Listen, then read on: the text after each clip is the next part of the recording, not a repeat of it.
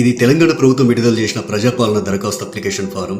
కాంగ్రెస్ ప్రభుత్వం అమలు చేస్తున్న 6 గ్యారెంటీల లబ్ధిని పొందేందుకు ఈ అప్లికేషన్ ఫారంలో అడిగిన అన్ని వివరాలను కరెక్ట్గా నింపాల్సి ఉంటుంది. ప్రజాపాలన దరఖాస్తులను ఎలా నింపాలో ఈ వీడియోలో చూద్దాం. ఈ దరఖాస్తు సంఖ్యను ప్రభుత్వం వారు చూసుకుంటారు. మీరు దీంట్లో ఏం రాయకండి. కుటుంబ వివరాల కింద మీరు కొన్ని వివరాలు రాయాల్సి ఉంటుంది. ఇక్కడ మీ పూర్తి పేరు రాయండి. ఇక్కడ ఇంటి యజమాని స్త్రీ అయితే స్త్రీ అని టిక్ చేయండి, పురుషుడైతే పురుషుడి దగ్గర టిక్ చేయండి, ఇతరులైతే ఇతరుల దగ్గర టిక్ చేయండి. మీరు ఏ సామాజిక వర్గానికి చెందినవారో ఇక్కడ టిక్ చేయండి. ఎస్సీ అయితే ఎస్సీ దగ్గర, ఎస్టీ అయితే ఎస్టీ దగ్గర, బీసీ అయితే బీసీ దగ్గర, మైనార్టీ అయితే మైనార్టీ దగ్గర టిక్ చేయండి. ఎస్సీ ఎస్టీ బీసీ మైనార్టీ కాని వారు ఇతరుల దగ్గర టిక్ చేయండి. ఇక్కడ వారి పుట్టిన తేదీ, పుట్టిన నెల, సంవత్సరం వరుసగా ఇవ్వండి. 12 అంకెల ఆధార్ కార్డ్ నెంబర్ ఇందులో ఫిల్ చేయండి. ఇక్కడ రేషన్ కార్డ్ నెంబర్ రాయండి. ఇక్కడ మీ మొబైల్ నెంబర్ రాయండి. వృత్తి దగ్గర మీరు చేసే వృత్తిని రాయండి. ఇక్కడ మీ కుటుంబ సభ్యుల పేర్లు, వారి వివరాలు తెలపాలి. ఇక్కడ పేరు, అతను గాని ఆమె గాని మీకేమవుతారో, తల్లి అయితే తల్లి అని, భార్య అయితే భార్య అని, కొడుకు అయితే కొడుకు అని, కూతురు అయితే కూతురు అని నింపండి.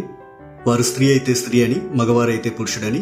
ఇక్కడ వారి పుట్టిన తేదీ, పుట్టిన నెల, సంవత్సరం వరుసగా ఇవ్వండి. ఇక్కడ వారి ఆధార్ కార్డ్ నెంబర్ రాయండి. ఇలా మీ ఇంట్లో ఎంతమంది ఉంటే అంతమంది పేర్లు రాయండి. ఇక్కడ ఇక 2వ పేజీలో ఏం రాయాలో చూద్దాం.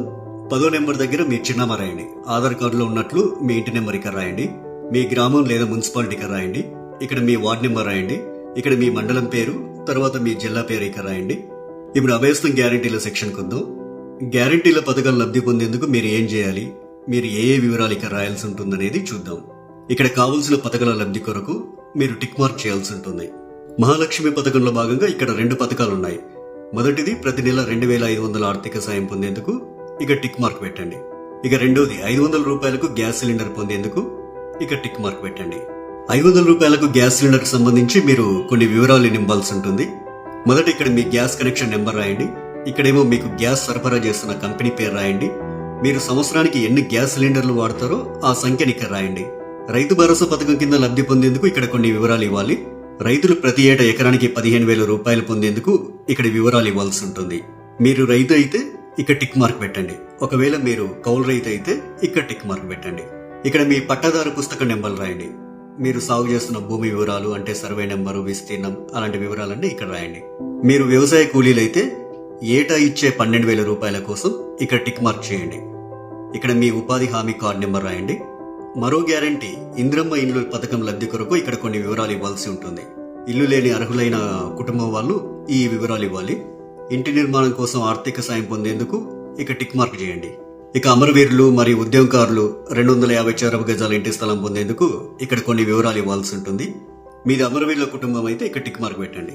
ఇక్కడ మీ కుటుంబంలోని అమరవీరుల పేర్లు రాయండి. వారు అమరులైన సంవత్సరం రాయండి. ఎఫ్ఐఆర్ నెంబర్ రాయండి. డెత్ సర్టిఫికెట్ నెంబర్ రాయండి. ఒకవేళ ఉద్యమకారులైతే మీరు తెలంగాణ ఉద్యమంలో పాల్గొన్నట్లయితే అవును అని ఉంది కదా, ఈ బాక్స్ దగ్గర టిక్ మార్క్ పెట్టండి. ఒకవేళ పాల్గొనకపోతే కాదు అనే బాక్స్ దగ్గర టిక్ మార్క్ పెట్టండి. అవును దగ్గర టిక్ మార్క్ పెట్టినట్లయితే కొన్ని వివరాలు రాయాల్సి ఉంటుంది.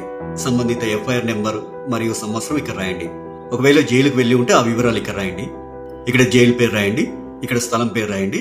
ఇక్కడ మీరు అనుభవించిన శిక్షా కాలం అంటే ఎన్ని రోజులు, ఎంత కాలం అనేది ఇక్కడ రాయండి. తరువాత గృహజ్యోతి పథకం. గృహజ్యోతి పథకం కింద ప్రతి కుటుంబానికి 200 యూనిట్ల కరెంటు ఫ్రీగా ఇస్తుంది కాంగ్రెస్ ప్రభుత్వం. ప్రతి నెల దాదాపు మీరు ఎన్ని యూనిట్ల కరెంటు వాడతారో ఆ వివరాలు ఇక్కడ ఇవ్వాల్సి ఉంటుంది. 100 యూనిట్ల వరకు వినియోగిస్తే ఇక్కడ టిక్ చేయండి. 100 నుండి 200 యూనిట్ల వరకు వినియోగిస్తే ఇక్కడ టిక్ మార్క్ చేయండి. 200 యూనిట్ల కంటే ఎక్కువగా ఉపయోగిస్తే ఇక్కడ టిక్ చేయండి. మీ మీటర్ నెంబర్ను ఇందులో రాయండి. చేయూత పథకం. ప్రతి నెల చేయూత పథకం కింద వృద్ధులకు 4,000 రూపాయలు, దివ్యాంగులకు 6,000 రూపాయలు ప్రభుత్వం ఇస్తుంది. మిమ్మల్ని దివ్యాంగులుగా గుర్తిస్తూ ప్రభుత్వం మీకు ఇచ్చిన సదరం సర్టిఫికేట్ నెంబర్ ఇక్కడ రాయండి. మిగతా వారు వృద్ధులైతే ఇక్కడ, గీతా కార్మికులైతే ఇక్కడ, డయాలిసిస్ బాధితులైతే ఇక్కడ, బీడీ కార్మికుల జీవన భృతి పొందే వాళ్ళైతే ఇక్కడ, ఒంటరి మహిళ జీవన భృతి పొందాలనుకునే వారు ఇక్కడ, వితంతు పెన్షన్ కోసం ఇక్కడ టిక్ మార్క్ చేయండి. చేనేత కార్మికులైతే ఇక్కడ టిక్ మార్క్ చేయండి. ఎయిడ్స్ వ్యాధిగ్రస్తులైతే ఇక్కడ టిక్ మార్క్ చేయండి. పైలేరియా బాధితులు ఇక్కడ టిక్ మార్క్ చేయండి. బీడీ టేకేదర్ జీవన భృతి వాళ్ళు ఇక్కడ టిక్ మార్క్ చేయండి. ఈ అప్లికేషన్ ఫామ్ కు మీ ఆధార్ కార్డ్ జిరాక్స్, తెల్ల రేషన్ కార్డ్ జిరాక్స్ కాపీని జత చేయాల్సి ఉంటుంది. ఇక్కడ మీ సంతకం, ఇక్కడ మీరు అప్లికేషన్ ఇచ్చిన తేదీ రాయండి.